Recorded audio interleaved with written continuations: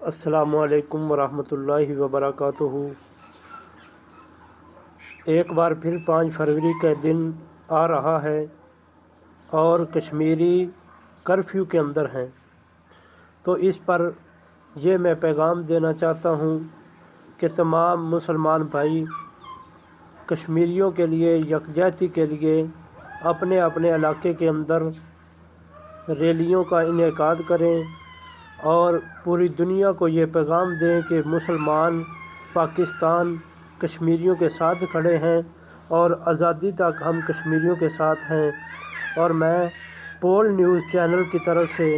پول news channel کے stage سے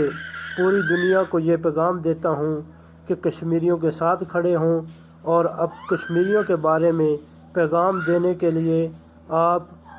what's app پر ہمیں پیغام بھیجیں اور پول نیوز کی طرف سے ہم آپ کا پیغام لگائیں گے۔